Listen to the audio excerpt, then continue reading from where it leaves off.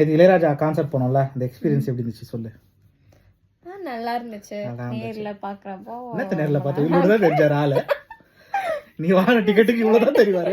பக்கத்துல இருக்க ஸ்கிரீன்ல பார்த்தேன் ப்ரோ.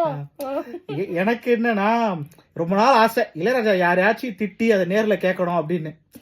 இன்னைக்கு நேத்து வந்து அதை வந்து காது குளிர கேட்டேன். ஏன்னா ஒருத்தவங்க வந்து பாட்டு பாட ஆரம்பிக்கும் போதே கசபசன்னு கத்தி கண்டானுங்க ஒரு கேங்கு. அவங்கள படக்குன்னு அவர் திட்டினாரு. இப்ப நீங்க பேசுறது நிறுத்துறீங்களா இல்ல நான் பாடுறது நிறுத்த வேண்டாம் மாதிரி ஏதோ திட்டினாரு.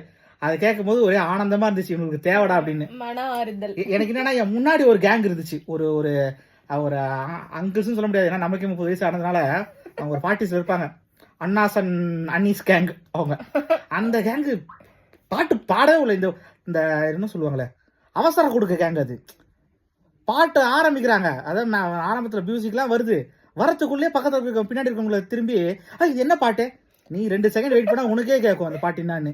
அதை வேற அவங்ககிட்ட கேட்டு ஒரே டார்ச்சர். எனக்கு எப்படி இருந்துச்சுன்னா இந்த மிஸ்கிட்லாம் மாட்டி விடுவாங்கல்ல, அந்த மாதிரி மிஸ் இவனை கொஞ்சம் கேளுங்கன்ற மாதிரி சொல்லாம இருந்துச்சு. இளையராஜா மாட்டி விடலான்னு தோணுச்சு, பண்ண முடியல. ஆனா நானே விஷன் அப்படின்னு சொல்லி மிரட்டி விட்டவங்கள, அவ்வளவுதான். மற்றபடி சாங்ஸ் இன்னும் கொஞ்சம் பெட்டரா இருந்திருந்தா நல்லா இருந்திருக்கும். எதிர்பார்த்த சாங்ஸ் பெருசா இல்ல. கரெக்ட். ஒன் மோர் பாயிண்ட் இருக்கு. சிட்டி குயில் வந்து பேசியிருக்கு. பேசணும்னு இல்ல, அவரோட பார்வையில எல்லாரும் பயந்தாங்க. அது ரொம்ப பாக்க. ஆமா பார்வையிலே அவர் சந்திரமுகி மாதிரி ஒரு பார்வை ஒண்ணு பார்த்தாரு.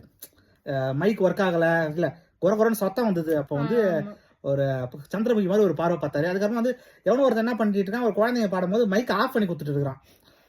அதை அவர் வந்து கேட்டாரு, ஏன்டா என்ன ஞானத்தோட நீங்களாம் வரீங்கடா அப்படின்னாரு.